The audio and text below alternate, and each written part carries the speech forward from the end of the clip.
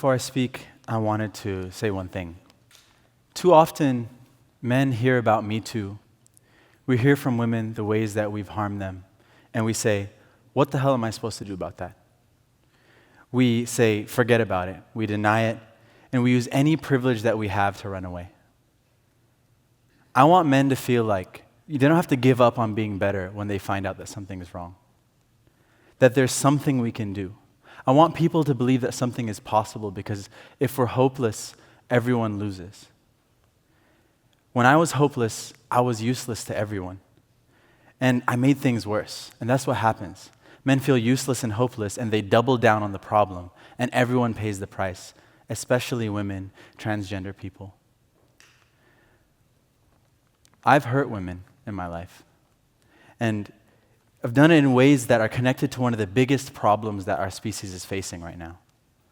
And I've spent the last 2 years of my life, and will spend the rest of it, asking this question. What can I do to live a life of integrity and service, even having made these mistakes?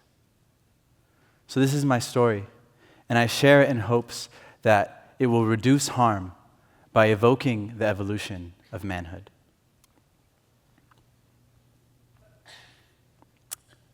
One summer, I was visiting my grandma in Sudan with my cousins, and we were playing dress up.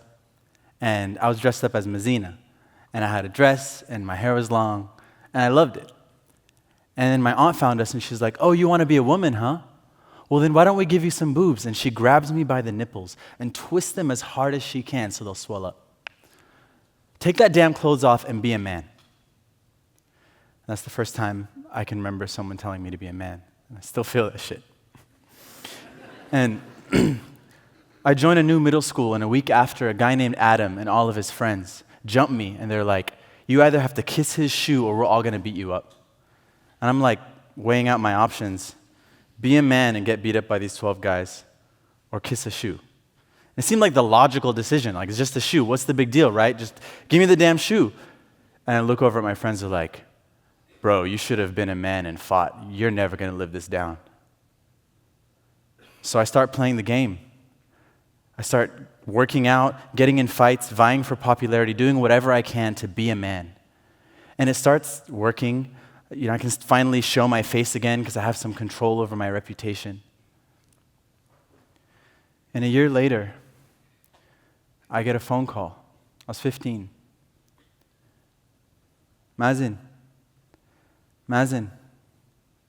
your mom just died this morning.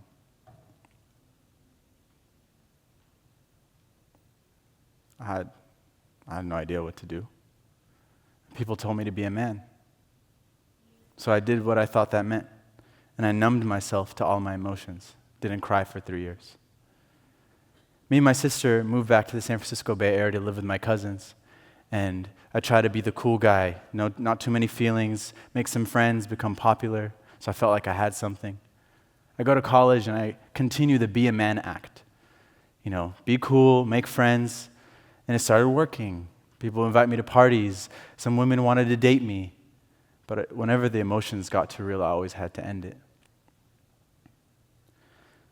Until I fell in love. Like, I was in love. Like, I was feeling love. And we would write each other letters and love poems, and we would cook each other meals. And I just felt like she deserved that perfect man. And I tried to give her my all. I tried to respect her and support her in any ways that I could. But when I really let her in, I became so possessive and jealous. And I read feminist theory, and I guess it was still just theory, because once I became insecure like that, I just tried to revert to be a man and take control. And I became emotionally manipulative. And she said we'd be better off just as friends. And what I should have done then is what I should have done when my mom died. Like, grieve this loss and reflect on what had happened. So I just reverted back to the default. Be a man. Oh, it's no big deal. Hurting? No. Depressed? Who's depressed? Oh, insecure? No, I'm very secure. Thank you. I'm good. Don't worry, bro. I'm strong. I meditate.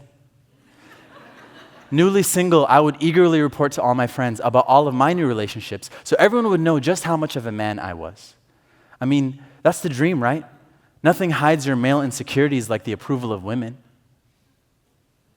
And the thing is, this entire time, I thought I was a really woke guy.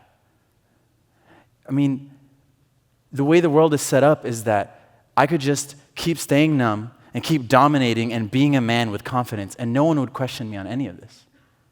And when they did, if I didn't listen, nothing would really happen. And when I would listen, maybe people wouldn't want to talk about it anymore. And then, people would say accountable. I'm like, what am I being accountable to? I don't know what does accountability mean? I'm just stuck in that cycle. And then the world erupts around me with the Me Too movement. And that was courage and vulnerability like I could never even have imagined. Revealing this reality that so many of us men didn't want to acknowledge, and it was way deeper than I had thought. And generally, I supported this movement. I supported these survivors and their stories, in theory. But behind the surface, I was terrified. Terrified that I was that guy too. That I've hurt people the way that so many of my friends have been hurt. That it was me who used other people as a way to deal with my emotional problems. It was me who tried to use people to prove how much of a man I was. And I had gotten wake-up calls before. But this time, it felt like half the world was on the other side of the line.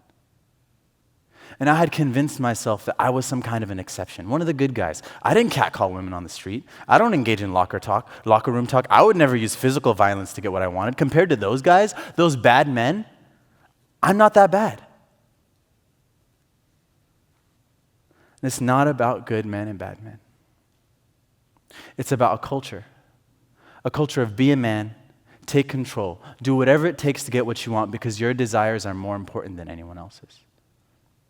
And it was me who participated in that culture. It was me who stood by and watched my friends do the same and worse and did or said nothing.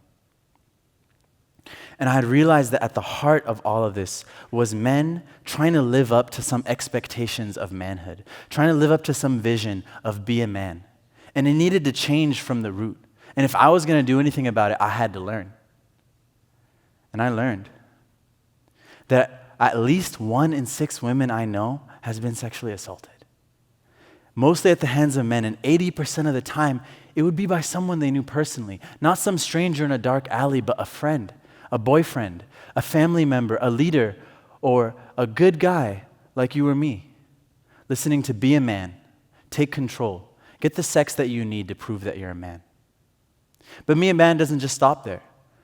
All the murders in the world, and 96% of them are committed by men. Be a man. Assert your power at any cost. But what is it costing us trying to live up to these standards of manhood? Because of the people murdered, 79% of them are men.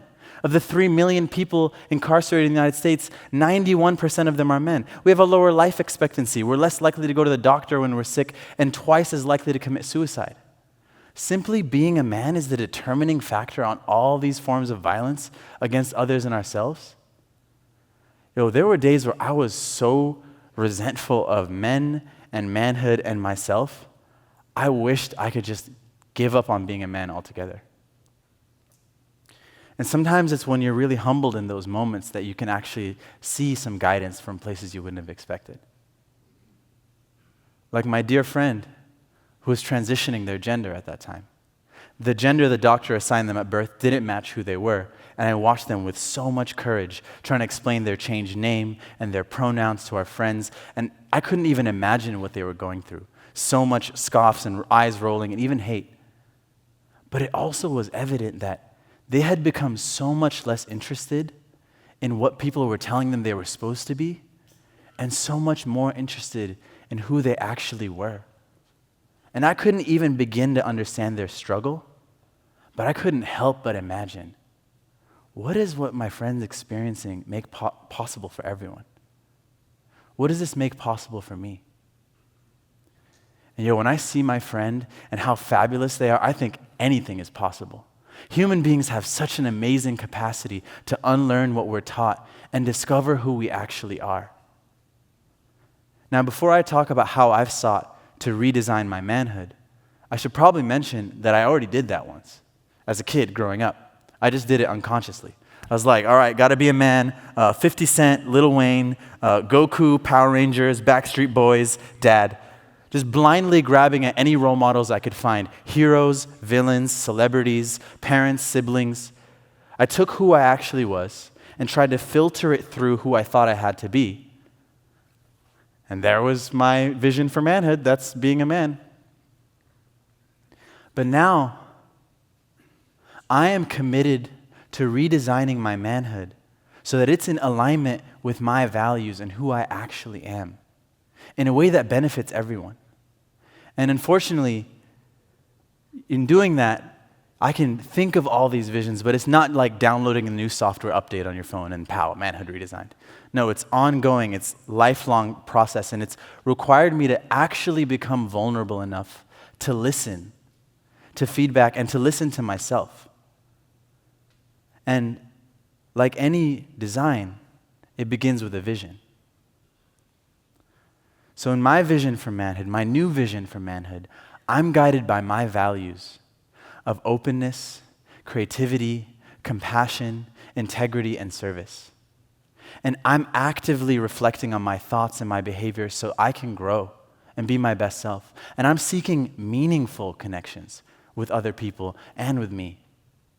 And being a man, having this new vision for manhood, it's giving me something to actually try to be. Because when I had a list of like, don't be all these things, I just was paralyzed. But having this vision, it lets me, even when I fall on my face, which I often do, to feel like I'm at least falling in the right direction. And this vision has led me to live and be things that being a man had previously told me not to do. Now, being a man to me means seeing a therapist regularly and joining a men's circle and learning how to feel and manage my emotions. Be a man means cooking for myself and nurturing myself. Be a man means cuddling with my grandma and giving her kisses, even if other men are watching. Be a man means wearing the clothes that express how I feel. Be a man means transforming my relationship with other men. Me and my best friend became accountability buddies. He knows my vision for manhood and I know his. And every week we check in. Mazin, what's one way that you're proud of how you showed up this week? All right, well, what's one place, be real with me, what's one place where you feel like you could have acted more in alignment with your values?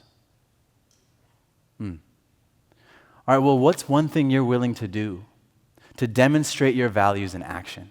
What are you willing to do, and by when are you going to do it? And when one of us sees the other one acting out of alignment, we can lovingly remind each other, Mazin, I know being open and acting from your integrity is in your vision for manhood. What could that look like in this situation? Oh. And being a man means being vulnerable with other men now.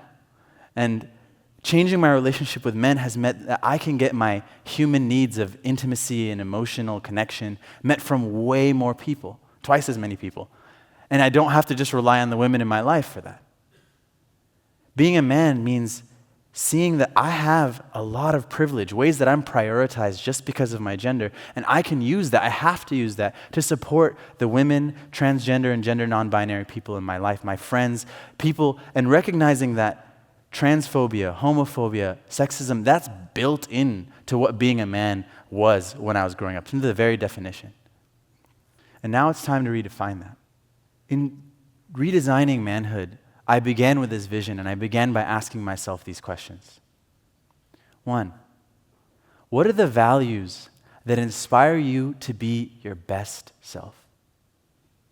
2, am I willing to be vulnerable, to actually take off this armor of numbness and defensiveness, and to actually listen?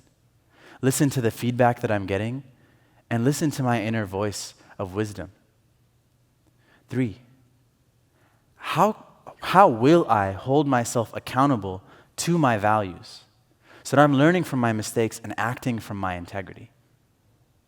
4, how can we set up a system of support for you so that you're staying in this? Therapists, counselors, professionals, men's circles, friends, people you trust who can show your blind spots and support you in this journey. And finally, what's the contribution that I want to make to the world embodying all of this? We all have so much to gain by getting clearer on who we actually are. on our values, and having a system of support around us. And for me, there's still so much work to be done. It'll be a lifelong journey. But redesigning my manhood to be in alignment with my values, with who I actually am, is letting me be my best self, to feel like I have hope, I have a path. And if I saw little Mazin in a dress, being bullied, in danger, or getting a call like, Mazin, your mom just died, and people are telling me to be a man about it, I'm gonna say, nah, man. You don't listen to that noise. You listen to your heart, and you be yourself. Thank you.